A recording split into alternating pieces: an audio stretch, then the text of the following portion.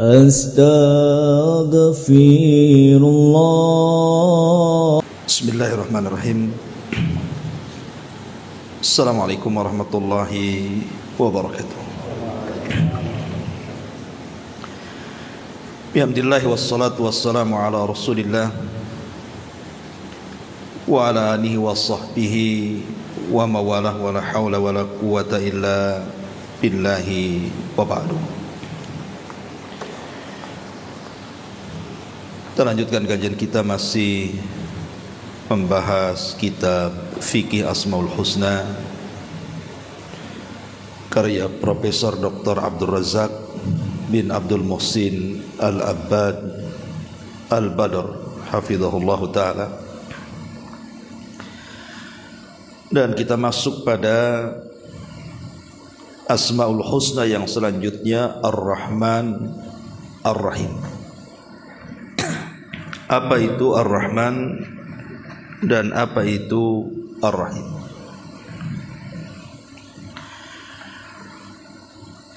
Ma'asyiral muslimin wal muslimat rahimani wa rahimakumullah.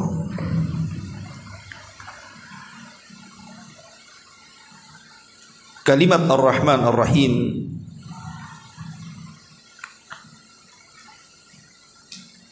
kalau kita melihat Al-Quranul Karim, maka nama Allah subhanahu wa ta'ala yang paling banyak disebut dalam Al-Quran itu setelah kalimat Allah tentunya lafzul jalalah adalah kalimat Ar-Rahman.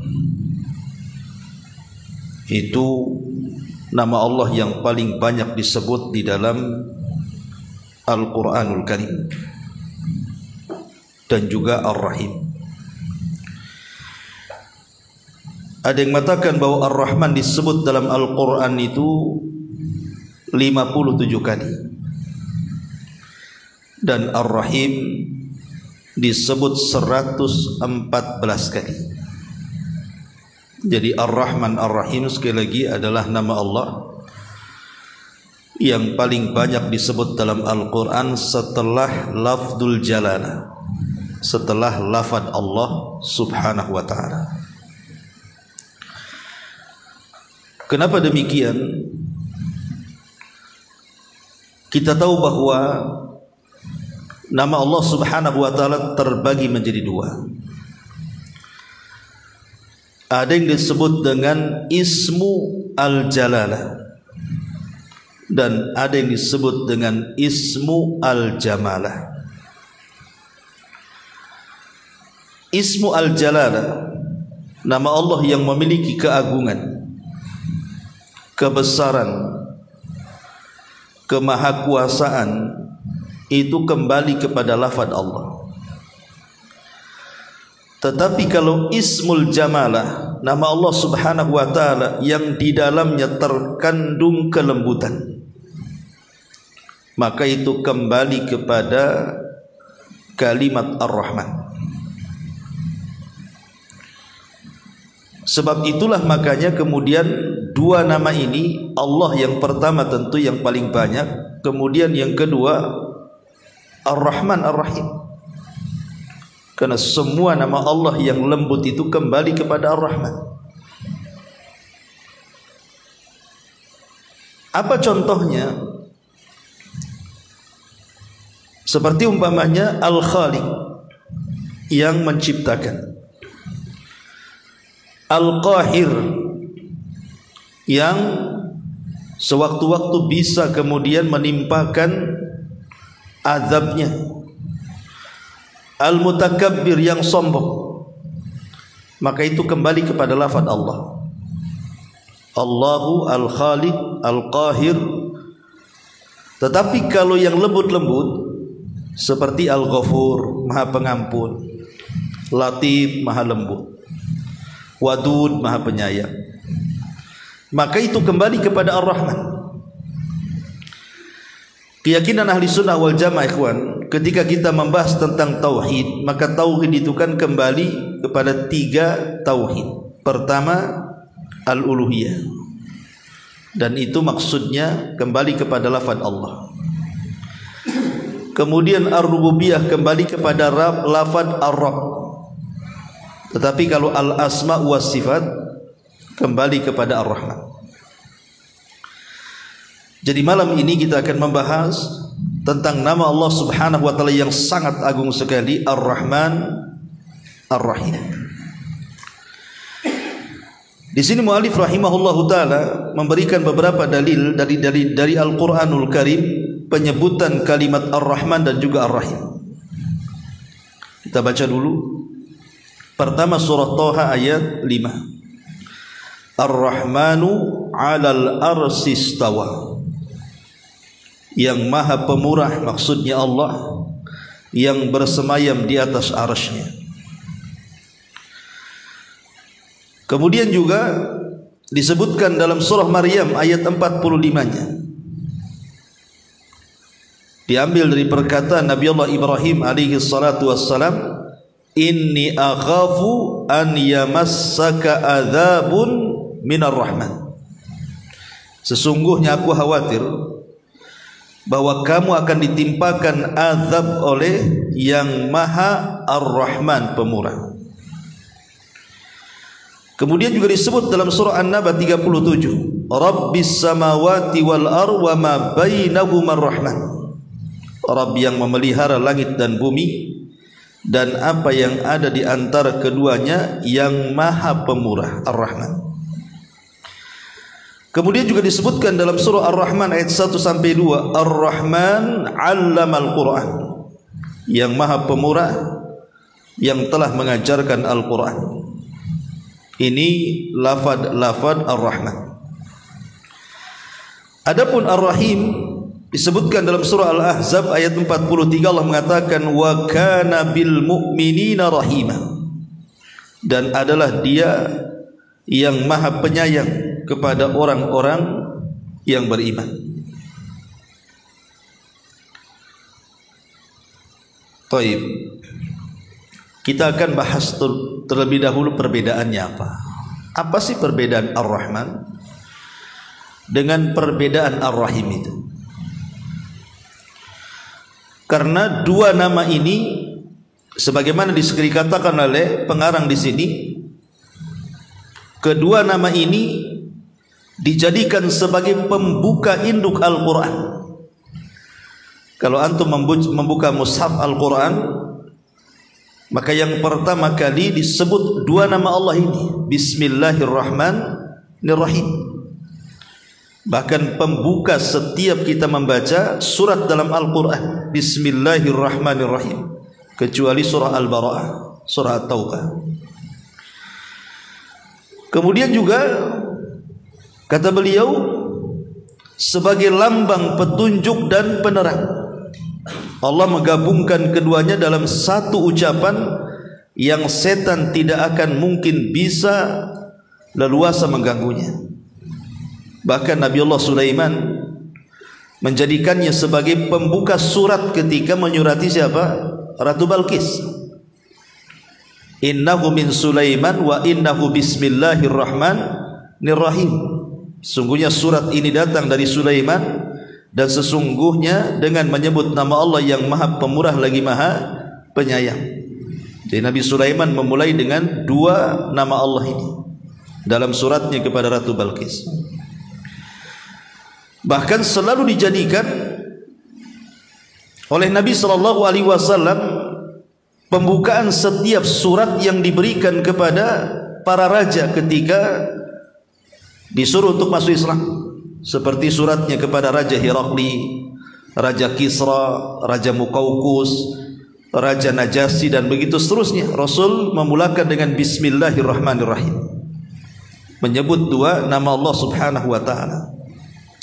Bahkan Jibril selalu turun dengan dua kalimat Ar-Rahman Ar-Rahim kepada Nabi SAW setiap kali pembukaan surat dalam Al-Quran ketika mengadakan tadarus setiap bulan Ramadan. Maka Jibril memulai dengan Bismillahirrahmanirrahim. Artinya dua nama ini luar biasa. Lalu apa perbedaannya? Ma'asyiral muslimin yang dimuliakan Allah Subhanahu wa taala, disebutkan oleh para ulama tentang definisi Ar-Rahman dan juga Ar-Rahim. Ulama mengatakan anna ismar Rahman huwa dhu ar-rahmati syamilati li jami'il khalaiki fid dunya walil mu'minina fil akhirah. Wa amma ismur Rahim fahuwa dhur rahmati lil mu'minina kama fi qaulihi ta'ala wa kana bil mu'minina rahima. Ar-Rahman dan Ar-Rahim itu sebenarnya sifatnya sama. Jadi nama Allah Ar-Rahman sifatnya Dzu Rahmah. Allah itu pemilik kasih sayang. Ar-Rahim juga sama, memiliki makna atau memiliki sifat Dzu Rahmah, pemilik kasih sayang. Jadi Ar-Rahman Ar-Rahim itu sifatnya sama, bahwa Allah Subhanahu wa taala itu zat yang memiliki kasih sayang. Tapi bedanya di sini, adapun Ismur Rahman, kalimat Ar-Rahman adalah dia adalah pemilik kasih sayang asyamilati li jami'il khalaik, yang menyeluruh kepada seluruh makhluk-makhluk Allah. Artinya kalau seluruh makhluk Allah mencakup siapa? Mencakup manusia, mencakup jin, mencakup binatang, mencakup yang mukmin, mencakup yang kafir, semua masuk fit dunia ketika mereka berada di dunia. Tetapi bagi orang yang beriman ada tambahan kasih sayang Allah sampai ke akhirat. Wa amma ismur Rahim, adapun nama Allah Ar-Rahim, fahuwa dzu rahmah lil mu'minin. Kalau Ar-Rahim itu adalah Allah hanya memberikan rahmatnya khusus kepada orang-orang yang beriman saja. Jadi kalau Rahman itu umum, kalau Rahim itu khusus. Ketika Allah Subhanahu wa taala katakan Bismillahirrahmanirrahim, berarti kalimat Rahim itu sesuatu yang dzikrul khas ba'dal 'am, menyebutkan kalimat khusus setelah kalimat umum. Jadi kalau disebut Ar-Rahman, berarti rahmat Allah mencakup semua makhluk, mau mukmin mau kafir masuk di dalamnya. Tapi kalau disebut Ar-Rahim, berarti hanya diberikan kasih sayang Allah kepada orang-orang yang beriman saja. Ini satu. Jadi Ar-Rahman umum, Ar-Rahim khusus. Yang kedua, dari segi wazan fi'il. Kalau antum belajar bahasa Arab, ada namanya wazan fi'il. Ar-Rahman itu diambil dari kalimat fa'lan. Fa'lanu, ya fa'lan namanya. Tetapi kalau Ar-Rahim itu diambil dari kalimat fa'ilun. Jadi satu fa'lanu, yang satunya fa'ilun. Apa bedanya? Kalau wazan fi'il itu mengikut kepada wazan fa'lan, berarti kalimat itu tidak istimrar, tidak terus menerus. Tetapi kalau mengikuti wazan fa'il, berarti kalimat itu memiliki makna terus menerus. Contoh, dalam bahasa Arab kita katakan atshan. Atshan itu artinya haus. Kalau kita minum berarti hilang hausnya, berarti kan tidak terus menerus namanya. Atshan ikut wazan fa'lan. Ataupun mardhan, sakit. Kalau sudah minum obat bisa saja sembuh, berarti tidak terus menerus sakitnya kan, ada batasnya. Ataupun na'san, ngantuk. Kalau orang sudah tidur hilang ngantuknya, berarti ngantuknya tidak terus menerus. Jadi wazan fa'lan ini itu sifatnya tidak terus menerus. Tapi kalau wazan fa'ilun, maka itu sifatnya terus menerus. Contoh namanya tawilun. Tawil itu artinya tinggi. Ya tidak mungkin orang tinggi jadi pendek lagi, gak akan berubah. Kalau orang sudah tinggi ya tinggi lah kan begitu. Ataupun qasir, pendek. Orang sudah ditakdirkan pendek tidak mungkin tinggi, dia terus menerus dia. Lah kalau kita praktekkan dengan Ar-Rahman Ar-Rahim begitu juga. Kalau Ar-Rahman ini rahmat Allah tidak terus menerus, satu hari akan terputus. Tetapi kalau Ar-Rahim ini rahmat Allah yang terus menerus dan tidak akan terputus. Maksudnya gimana? Maksudnya Ar-Rahman ini, kasih sayang Allah ini, dia ada waktunya. Selama dunia ini belum dikiamatkan, selama dunia ini belum dihancurkan, maka orang-orang yang ada di dunia ini mereka akan mendapatkan rahmat Allah Subhanahu wa taala. Hatta orang-orang kafir sekalipun, mereka akan diberikan kasih sayang Allah, masih diturunkan rizki kepada mereka, diberikan kesenangan kepada mereka, diberikan kenyamanan dan begitu seterusnya. Bahkan mereka lebih senang dibandingkan kita terkadang.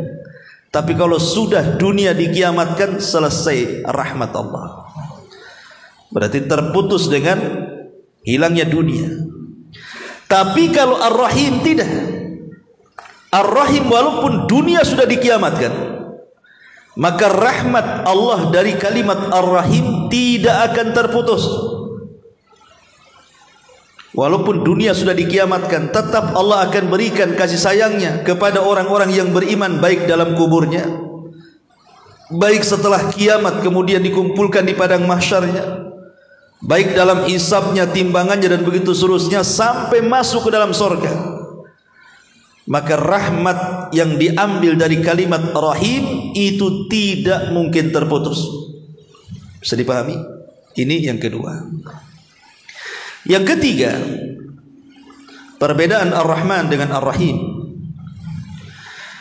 Kalau Ar-Rahman itu khusus bagi Allah Subhanahu wa taala, sifat yang khusus diberikan kepada Allah saja. Tidak boleh makhluk disifati dengan Ar-Rahman. Ingat bahwa Ar-Rahman ini sifat yang khusus bagi Allah. Tapi kalau Ar-Rahim, bisa makhluk disifati dengan Ar-Rahim. Contohnya umpamanya Allah Subhanahu wa taala berfirman ketika mensifati Nabi sallallahu alaihi wasallam, laqad ja'akum rasulun min anfusikum azizun 'alaihi ma anittum harisun 'alaikum bil mu'minina raufur rahim. Bil mu'minina raufur rahim. Dengan orang-orang yang beriman, Rasul itu selalu berbuat baik dan Rahim, selalu memberikan kasih sayang. Berarti Rahim disifatkan kepada sifat Nabi. Berarti bisa Rahim disifatkan kepada makhluk, gitu maksudnya. Tetapi kalau Ar-Rahman tidak boleh. Tidak boleh Ar-Rahman disifatkan kepada makhluk. Itu sifat yang khusus kepada Allah Subhanahu wa taala. Ini yang ketiga. Yang keempat, perbedaan Ar-Rahman Ar-Rahim ini, kalau Ar-Rahman itu adalah sifat Allah Subhanahu wa taala yang melekat kepada Allah. Tetapi kalau Rahim itu adalah perbuatannya. Jadi kalau Ar-Rahman sifatnya, kalau Rahim itu perbuatannya. Kenapa demikian? Karena kalau Ar-Rahman itu sifat Allah, sifat yang mencakup semua makhluk. Allah itu kalau memberikan rahmatnya tidak akan pandang bulu, mau mukmin mau kafir dikasih, karena itu sudah sifat Allah. Tapi kalau Ar-Rahim tidak sembarang Allah kasih. Allah hanya berikan kepada orang-orang yang beriman saja. Berarti itu perbuatan Allah, memisah-misah, memilah-milah. Tidak semua Allah kasih kan kalimat Ar-Rahim, rahmat yang diambil dari Rahim. Allah hanya berikan kepada orang-orang yang beriman saja. Maka dari sini kita tahu bahwa kalau Ar-Rahman itu sifat yang melekat bagi Allah, kalau Rahim itu perbuatan Allah Subhanahu wa taala. Ini diantara perbedaan furuk, perbedaan antara kalimat Ar-Rahman dengan kalimat Ar-Rahim. Ma'asyiral muslimin yang dimuliakan Allah Subhanahu wa taala. Kemudian juga saya tambah, kalimat Rahman yang merupakan pemilik rahmat yang mencakup segala sesuatu dari makhluk-makhluknya, itu mencakup kepada 5 perkara yang sering saya jelaskan kepada anda. Apa itu? Al-ijad, kemudian al-i'dad, kemudian al-imdad, kemudian al-irsyad, kemudian al-is'ad. Jadi rahmat Allah subhanahu wa ta'ala yang diambil dari kalimat ar-Rahman itu mencakup 5 perkara. Yang pertama al-ijad. Allah menciptakan bumi. Untuk siapa bumi ini? Dan siapa yang menempatinya? Apakah khusus orang-orang yang beriman? Tidak juga. Orang kafir juga tinggal di bumi kan? Menunjukkan bahwa bumi ini mencakup mukmin dan kafir. Berarti rahmat Allah itu mencakup mukmin dan kafir. Ini yang pertama. Kemudian yang kedua, setelah kemudian al-ijad, yang kedua al-i'dad. Allah mempersiapkan fasilitasnya.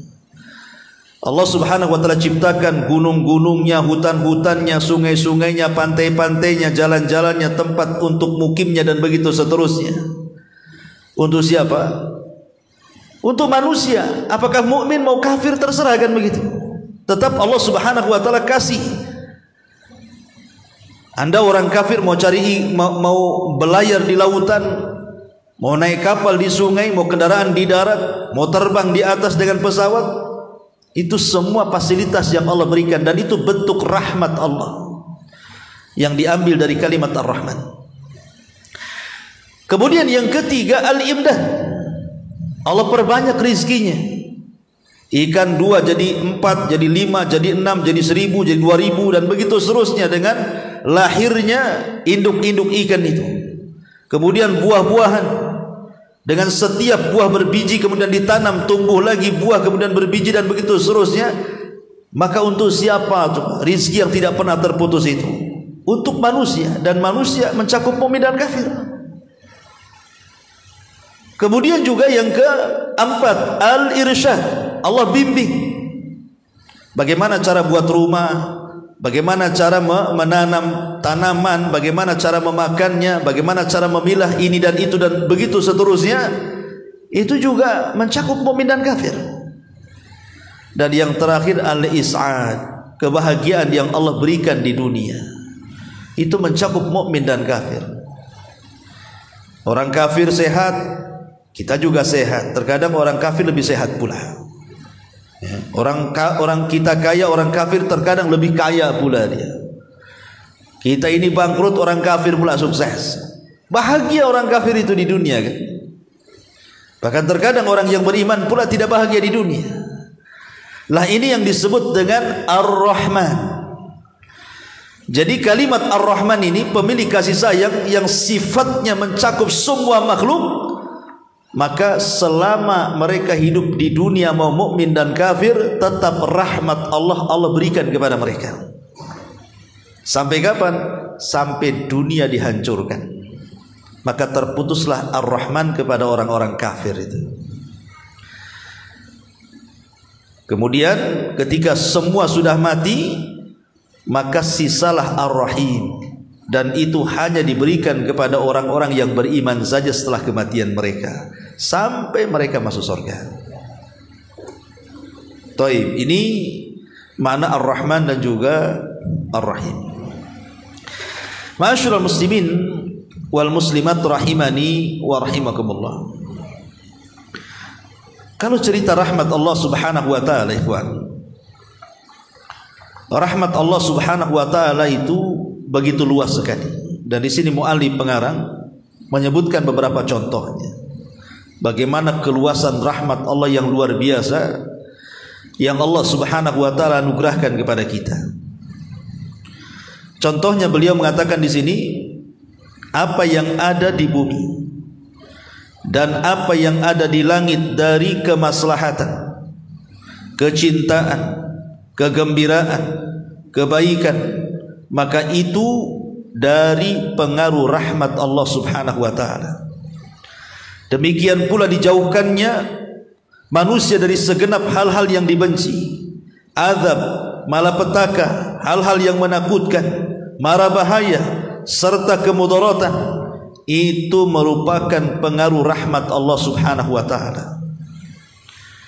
Jadi kasih sayang Allah subhanahu wa ta'ala itu sangat luas sekali. Ketika kemudian seseorang diselamatkan dari kecelakaan, kenapa itu? Karena Allah masih sayang dengan kita. Ketika kita masih diselamatkan di sini dari kelaparan, berarti Allah masih sayang dengan kita. Ketika Allah Subhanahu wa taala kemudian masih memberikan tempat tinggal, pekerjaan kepada kita, berarti Allah Subhanahu wa taala masih sayang dengan kita. Pertanyaan pun muncul. Mana rahmat Allah untuk warga Palestina? Kalau ada orang berkata seperti itu, kenapa orang Palestina tidak diberikan rahmat? Tidak seperti kita di sini. Terkadang agama mereka lebih bagus dibandingkan agama kita. Kebalikannya, kenapa orang-orang Yahudi pula senang hidupnya?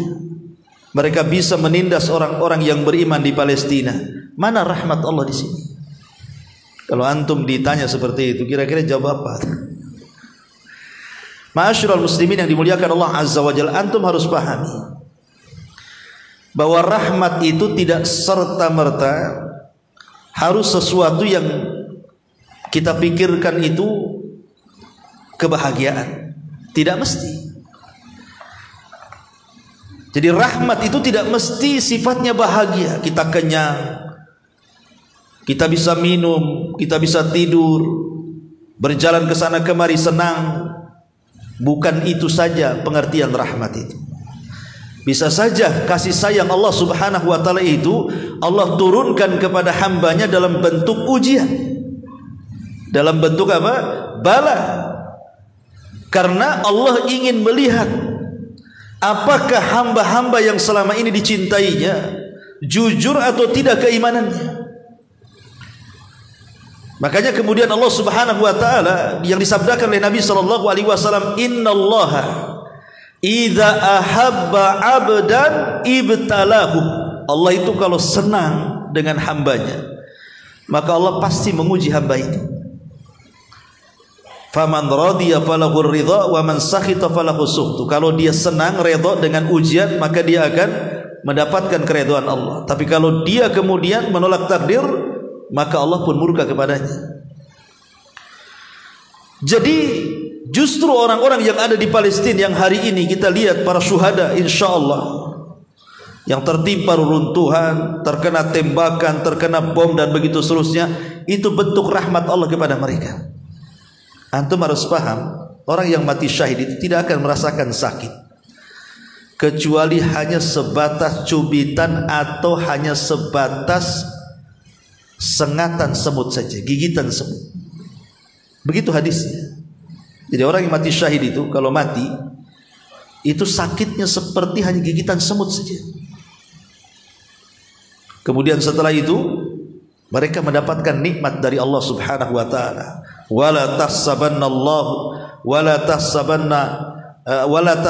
alladziina qutilu fi sabilillahi amwatan bal ahya inda rabbihim yurzaqun. Jangan kau kira orang-orang yang mati di jalan Allah itu mereka mati. Tidak, mereka tidak mati. Mereka hidup dan mereka sedang mendapatkan rizki Allah Subhanahu wa taala. Itulah bentuk rahmat kepada mereka. Terkadang mereka lebih mulia dibandingkan kita. Ya. Karena kalau kita lihat para nabi, ikhwatu fiddin muliakan Allah Subhanahu wa taala, jelas para nabi adalah manusia yang paling disayang Allah. Jelas para nabi adalah manusia yang paling dicucuri rahmat Allah Subhanahu wa taala. Tetapi Allah Subhanahu wa taala juga terkadang menguji mereka. Seperti Nabi Ibrahim harus dibakar dalam api. Kalau kita katakan Allah nggak sayang sama Ibrahim, kenapa nggak ditolong saja sebelum masuk ke api? Kenapa sampai masuk ke api kemudian berhari-hari pula ada dalam api itu? Itu bentuk kasih sayang Allah kepada Nabi Ibrahim. Makanya ketika kemudian Ibrahim masuk ke dalam api, Allah katakan apa? Qul ya naru kuni bardan wa salaman ala Ibrahim. Katakan ya api dinginlah dan selamatkan Nabi Ibrahim. Akhirnya Allah selamatkan, dan itu bentuk rahmat Allah Subhanahu wa taala.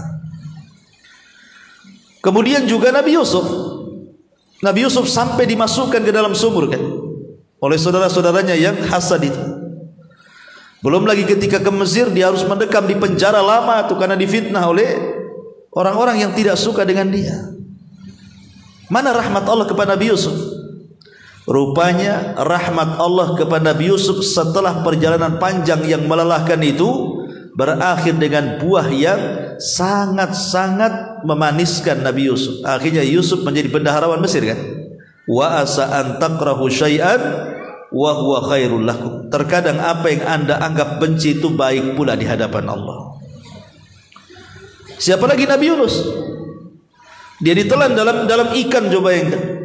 Sampai dia mengalami 3 kegelapan, gelap dalam perut ikan, gelap di dasar lautan, gelap tengah malam.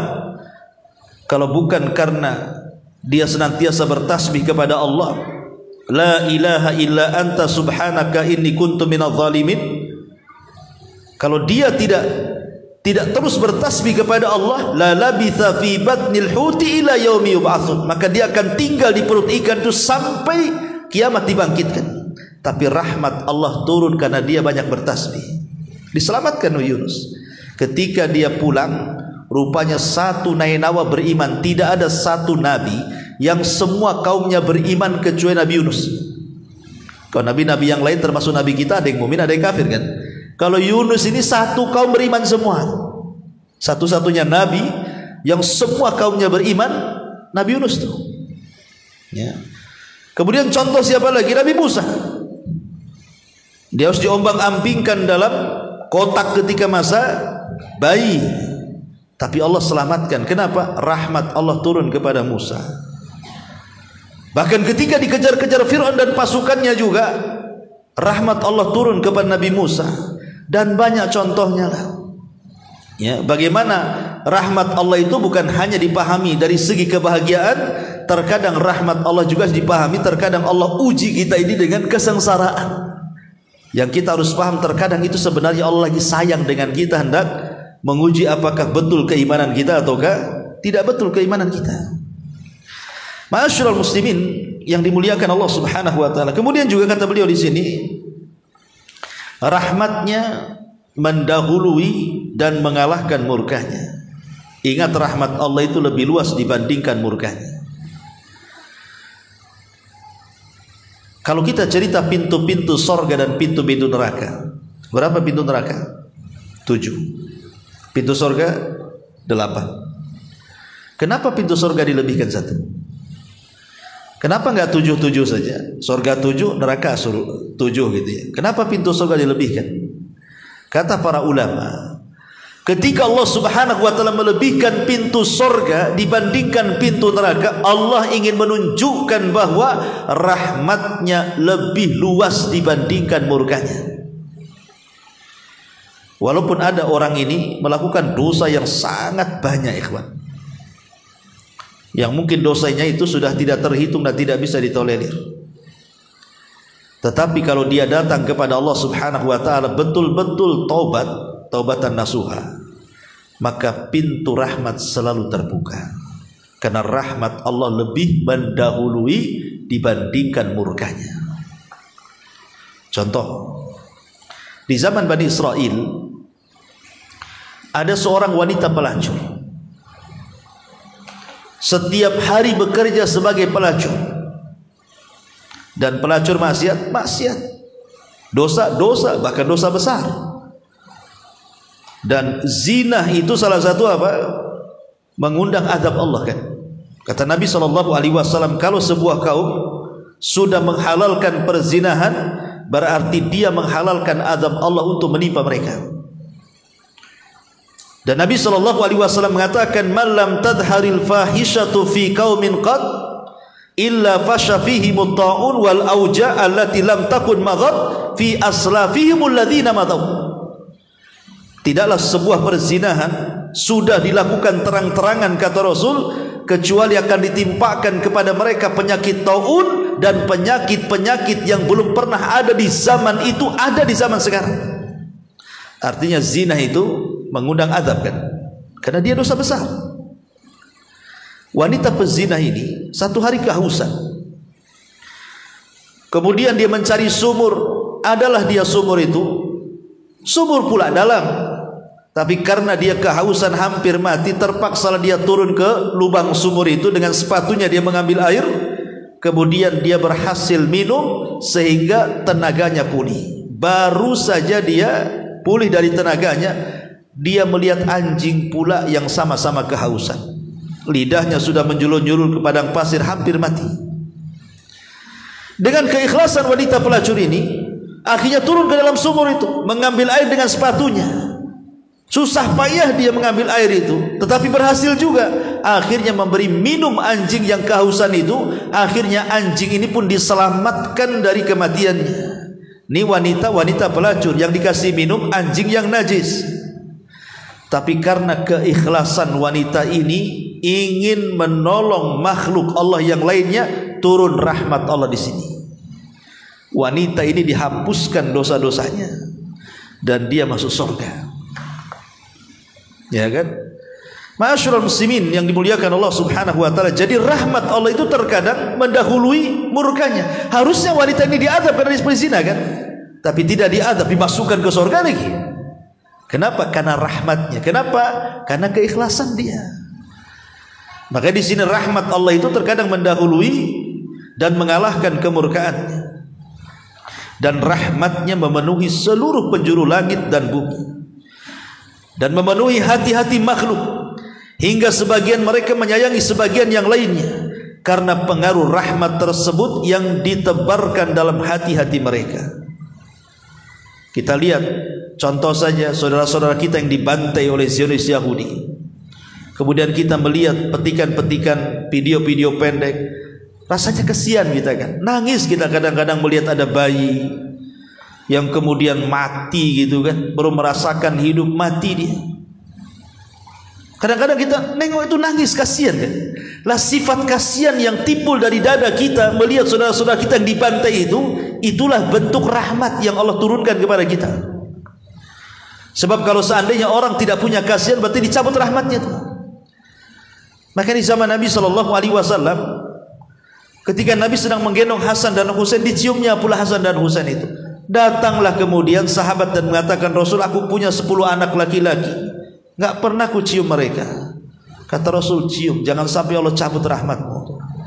Irhamu man fil ardi sayarhamukum man fis sama, kata Rasul. Sayangi orang yang di bumi, nanti Allah sayang dari langit, kata Rasul. Ya. Ma'asyiral muslimin yang dimuliakan Allah Azza wa Jalla, demikian pula nampak jelas pengaruh rahmat dalam perintah dan syariat. Karena turunnya perintah dan syariat itu dalam bentuk rahmat, kasih sayang Allah kepada kita kan. Diutusnya Rasul, diturunkan kitab-kitab, dibuat aturan-aturan.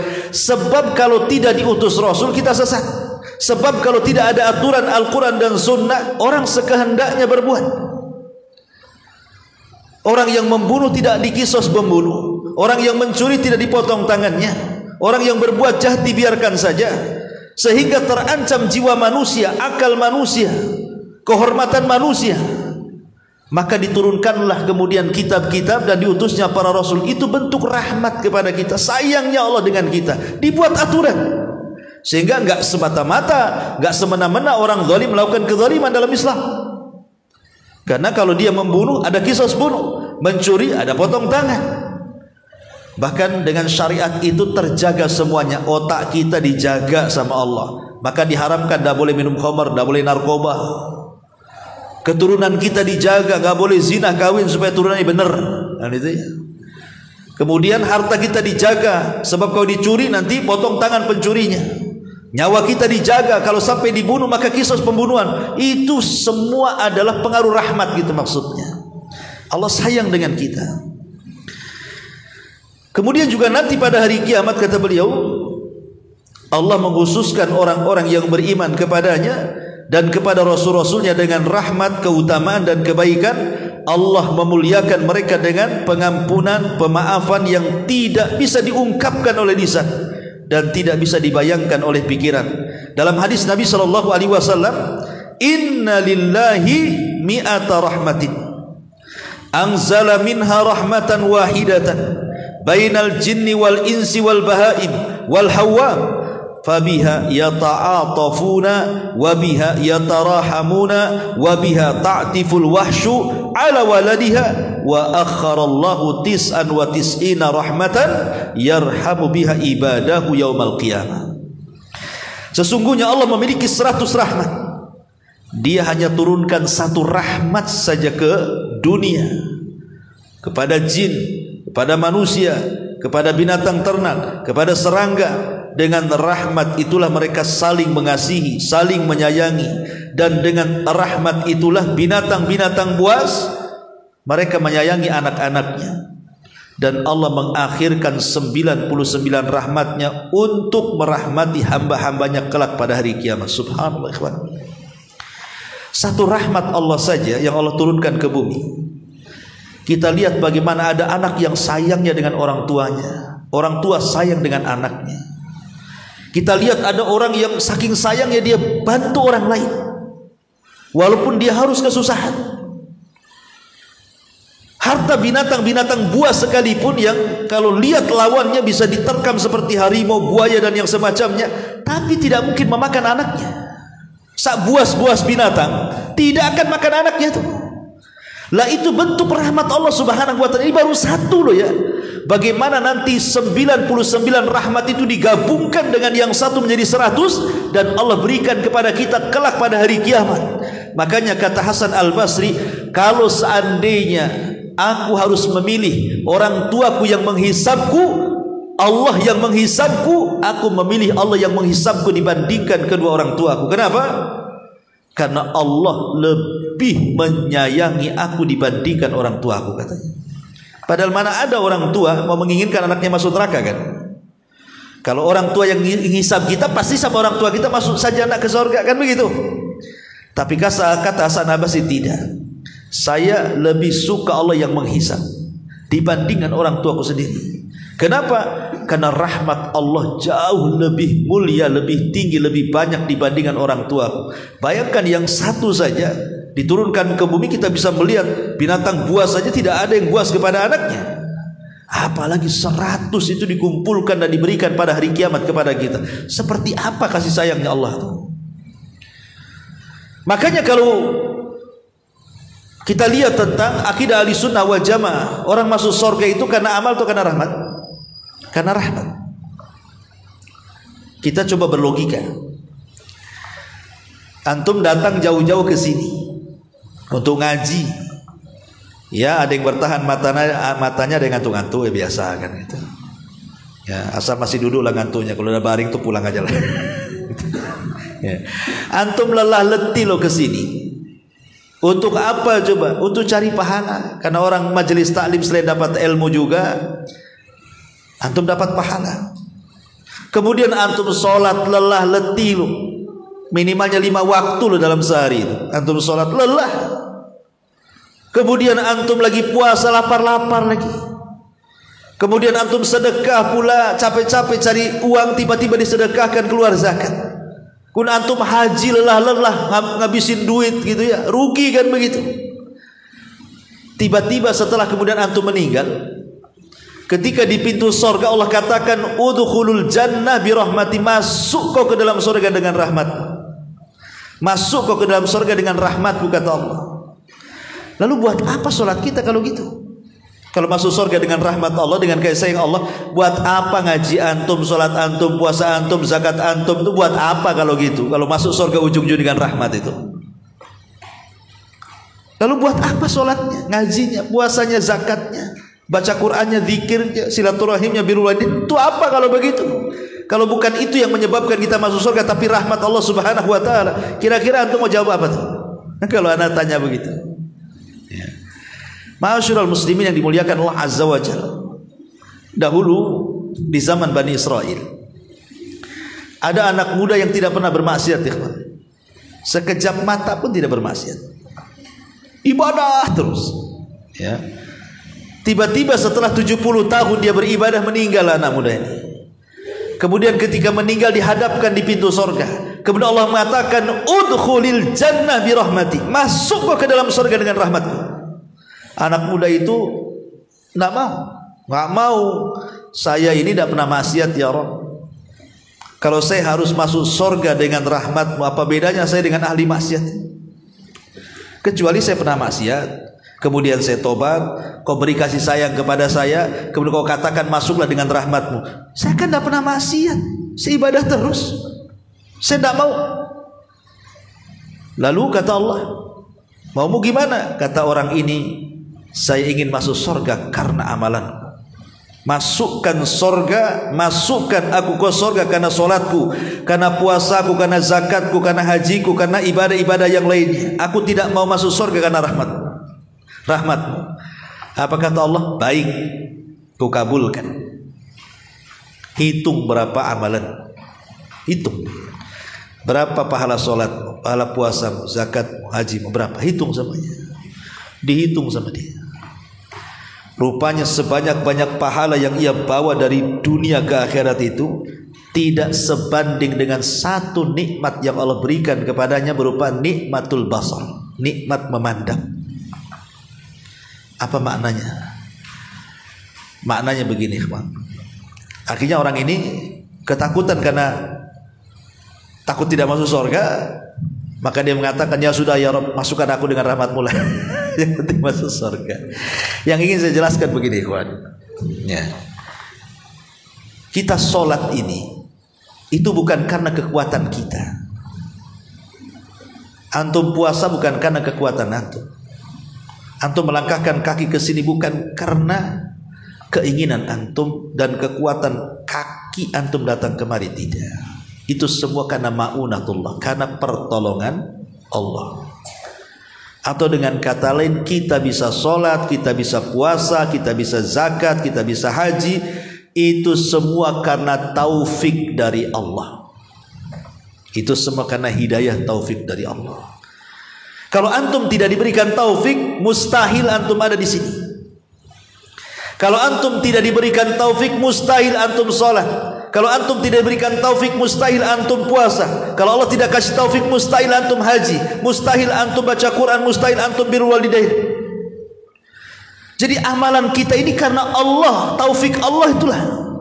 Jadi sudah wajar kalau Allah mengatakan masuklah dengan rahmatku. Oh, kita ini beramal bukan karena kita, karena taufik dari Allah. Makanya kata Allah kepada anak muda ini, baik hitung amalanmu, yang berapa amalanmu? Kau bisa beramal karena aku, begitu maksudnya. Jadi sudah sewajarnya kalau seandainya orang masuk surga karena rahmat Allah. Itulah luasnya rahmat Allah Subhanahu wa taala, luar biasa ikhwatu fiddin yang dimuliakan Allah Subhanahu wa taala. Maka di sini Allah mengatakan, "Wa rahmati wasi'at kulla syai'in fasa'aktubuha lil ladzina yattaquna wa yu'tuna zakata wal ladzina hum bi ayatina yu'minun." Dan rahmatku meliputi segala sesuatu. Ya. Masyarul muslimin yang dimuliakan Allah Azza wa Jalla, sisanya antum baca sendiri.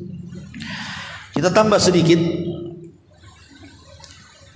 yang menurut saya penting, bahwa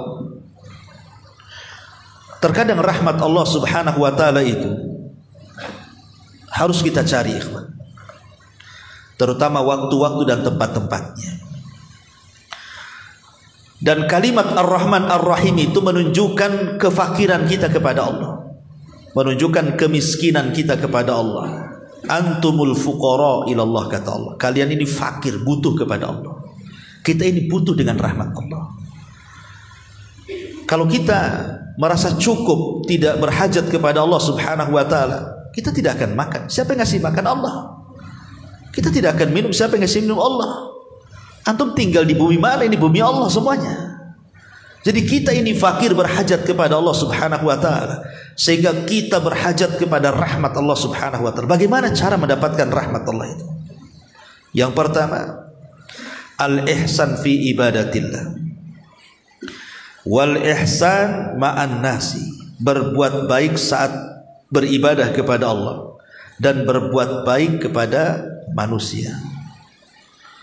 Bagaimana caranya memperbaiki dalam ibadah? Anta'budallah ka'annaka tarahu fa illam takun tarahu fa innahu yara. Engkau beribadah seolah-olah engkau melihat Allah. Kalau engkau tidak merasa melihat Allah, yakini Allah melihat kita.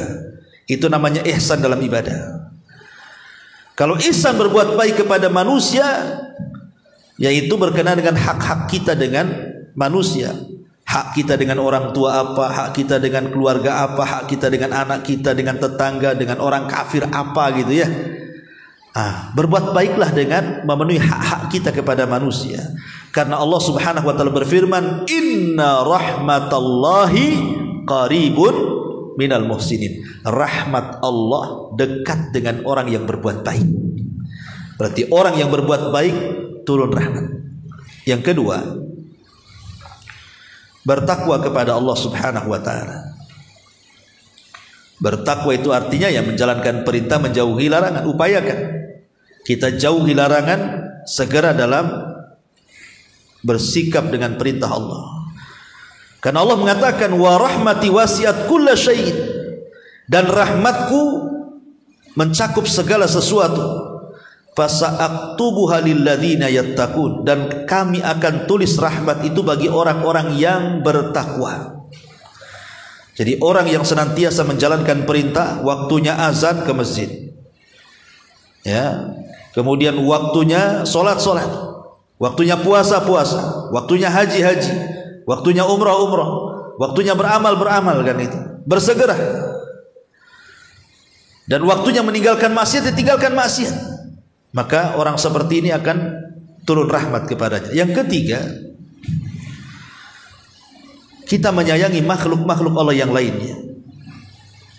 Menyayangi makhluk-makhluk Allah yang bukan hanya manusia saja. Kita juga harus menyayangi binatang-binatang. Ya, jangan menyiksa mereka. Hatta kambing yang kita sembelih saja, kita tidak boleh ngasah pisau yang untuk menyembelih di depan muka dia. Jangan. Ya, itu dalam bentuk rahmat kita, kan. Sayang dengan binatang, walaupun disembelih tetap ada adabnya. Bahkan di zaman Nabi SAW, ketika Rasul dengan para sahabat dalam peperangan itu, ada pula sahabat ini nemu anak burung, diambil sama dia. Datang induk burungnya nyari-nyari anaknya tuh. Putar itu. Kemudian kata Rasul SAW, paham ini induk burung ini nyari anaknya nih. Maka Rasul berhenti, kemudian berceramah di hadapan pasukan, siapa yang mengambil anak burung dan memisahkan dari induknya tuh? Siapa? Ada sahabat, saya Rasulullah. Rudduha ilayha, kembalikan kepada induk burung itu. Lihat bagaimana Nabi SAW mengajarkan kasih sayang. Karena Allah Rasul SAW mengatakan, irhamu ar-rahimuna yarhamuhumur rahman.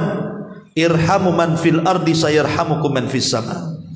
Zat yang maha ar-rahimun, orang-orang yang penyayang akan dikasihi ar-rahman, disayangi ar-rahman. Maka sayangi makhluk yang ada di bumi, maka makhluk ataupun zat yang ada di langit akan menyayangi kalian. Ini yang ketiga. Yang keempat adalah al-iman wal hijrah wal jihad fi sabilillah. Beriman, hijrah, dan berjihad di jalan Allah Subhanahu wa taala.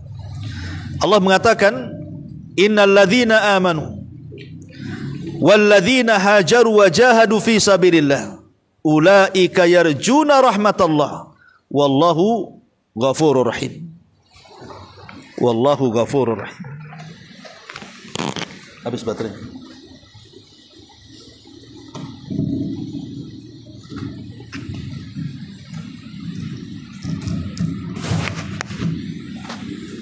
Di sini Allah Subhanahu wa taala berfirman, dan orang-orang yang beriman kemudian berhijrah dan juga berjihad di jalan Allah, maka merekalah orang-orang yang mengharap rahmat Allah, dan Allah Maha Pengampun lagi Maha Penyayang. Ini yang keempat, orang yang beriman, hijrah, dan jihad. Yang kelima, menegakkan salat dan menunaikan zakat serta taat kepada Nabi SAW. Allah mengatakan, wa aqimus salata wa atuz zakata wa atiur rasul la'allakum turhamun. Tegakkan salat, tunaikan zakat, taati Rasul, maka kalian akan diberikan rahmat, kasih sayang Allah Subhanahu wa taala. Kemudian yang nomor 6, di antara sebab rahmat adalah berdoa kepada Allah Subhanahu wa taala. Berdoa terutama saat hujan. Berdoa saat hujan, karena hujan itu sedang turun-turunnya rahmat. Berdoa saat hujan. Ya. Kemudian juga yang nomor 7, baca Quran. Membaca Al-Quran. Karena Allah mengatakan, hadza kitabun anzalnahu mubarakun fattabi'uhu wattaqu la'allakum turhamun. Inilah Al-Quran yang kami turunkan, ikutilah dan bertakwalah agar kalian mendapatkan rahmat. Maka membaca Al-Quran, merenungkan Al-Quran, menelaah Al-Quran, mempelajari Quran, mengamalkan Quran, semua adalah penyebab turunnya rahmat Allah subhanahu wa ta'ala. Kemudian nomor 8, secara khusus taat kepada Allah dan Rasulnya. Wa atiullaha war rasul la'allakum turhamun. Taatilah Allah dan Rasul, maka kalian akan dapat rahmat. Kemudian yang nomor 9, al-istighfar wa talabul maghfirati minallah. Perbanyak istighfar dan minta ampun akan dosa-dosa kita kepada Allah. Sebagaimana Allah mengatakan, qala ya qaumi lima tasta'jiluna bis sayyiati qabla al hasanat laula tastaghfirunallah. Seandainya kalian mau beristighfar, meminta ampun kepada Allah akan dosa-dosa kalian, la'allakum turhamun, agar Allah subhanahu wa ta'ala menurunkan rahmat kepada kalian. Artinya rahmat itu bisa diperoleh dengan apa? Dengan memperbanyak istighfar. Ya. Ini juga diantara mendapatkan rahmat Allah subhanahu wa ta'ala. Kemudian juga diantara mendapatkan rahmat Allah subhanahu wa ta'ala adalah bukan hanya membaca. Kalau tadi membaca, mendengarkan saja. Ada orang baca Quran, antum dengarkan, kemudian antum diam. Maka Allah mengatakan, wa idza quri'al Qur'an fastami'u lahu wa ansitu la'allakum turhamun. Apabila dibacakan Al-Quran, maka dengarkan, diam, agar kalian mendapatkan rahmat Allah subhanahu wa ta'ala. Dan banyak lagi ya tempat-tempat yang mengakibatkan kita itu mendapatkan rahmat Allah subhanahu wa ta'ala. Tapi di sana juga ikhwatu fiddin, ya, ada tambahan seperti antum datang mengunjungi orang sakit. Berarti nomor 11 ya.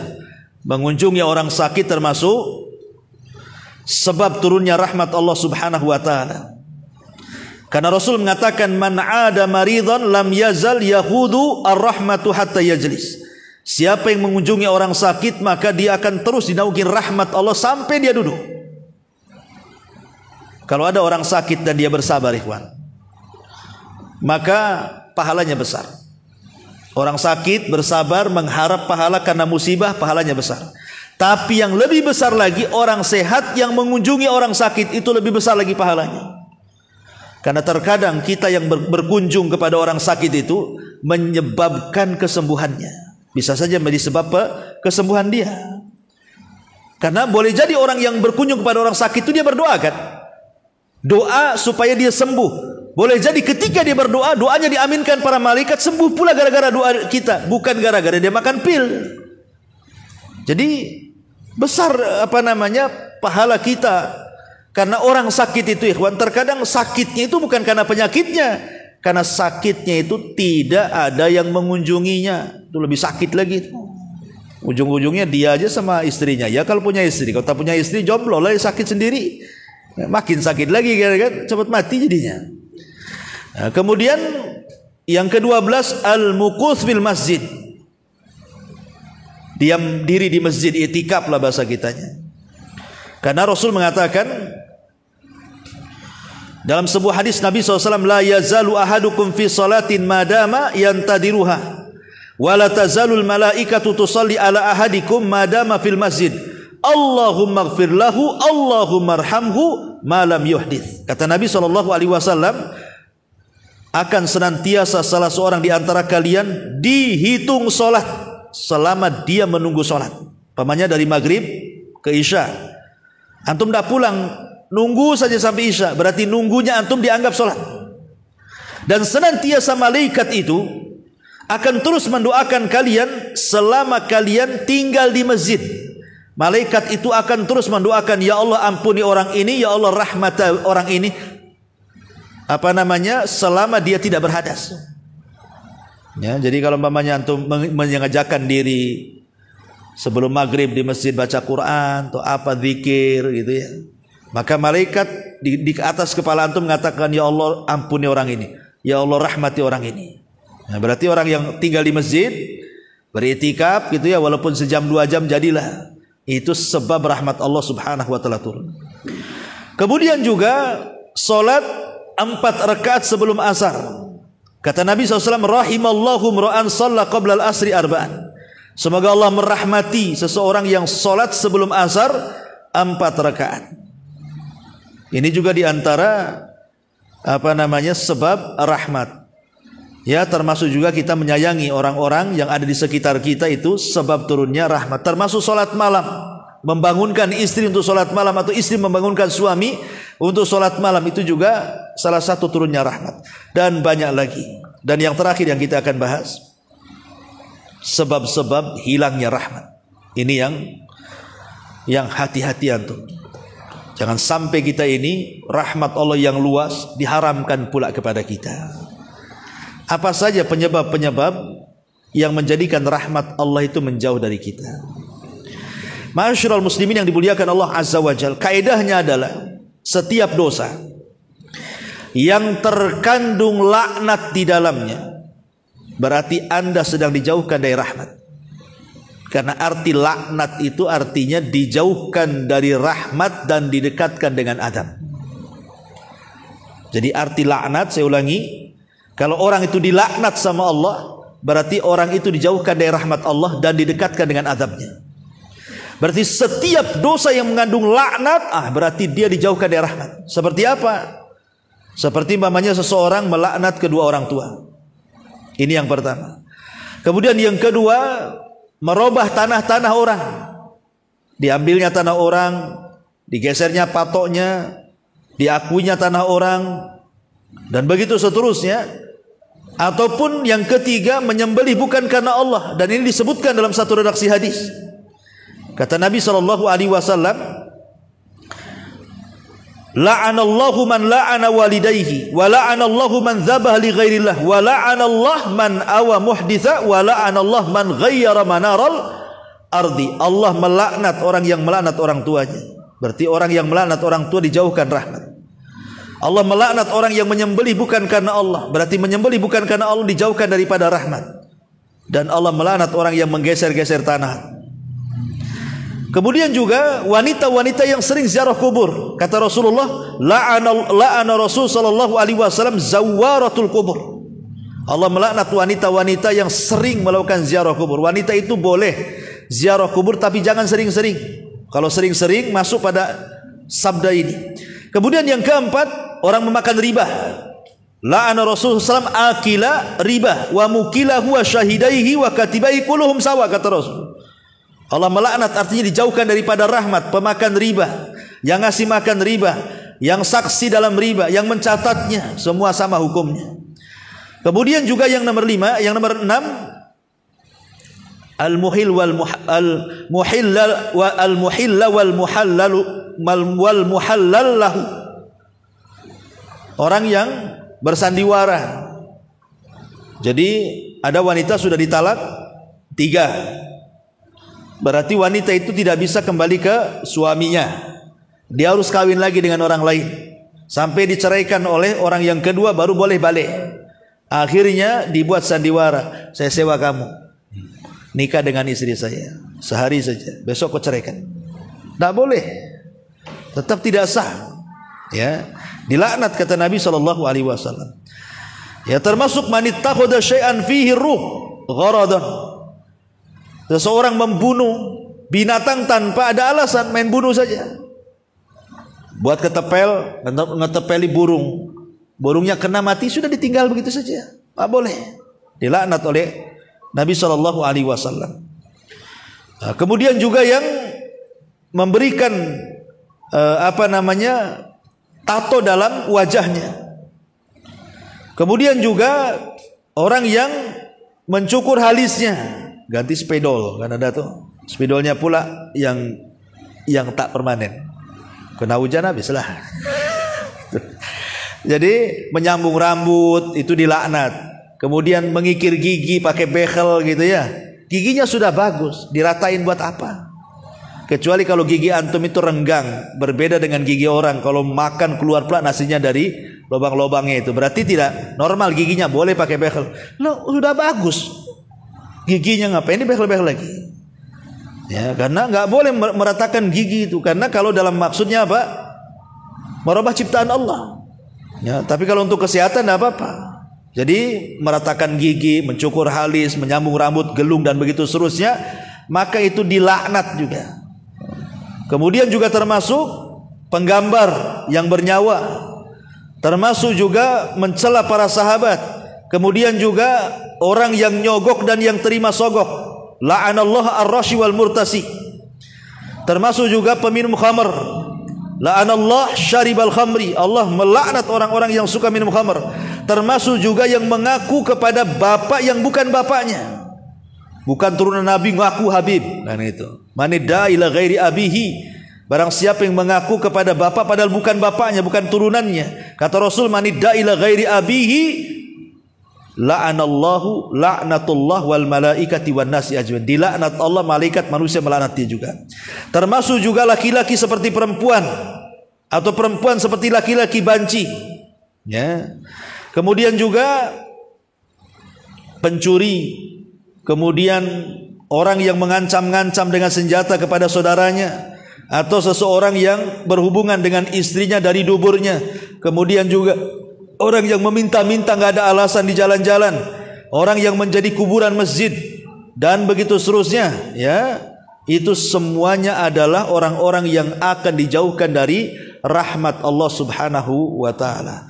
Inilah pembahasan kita malam ini, memahami kalimat Ar-Rahman dan juga Ar-Rahim. Wallahu a'lam bishawab. Sampai di sini. Mudah-mudahan ada manfaatnya. Subhanakallahumma bihamdika, asyhadu an la ilaha illa anta, astaghfiruka.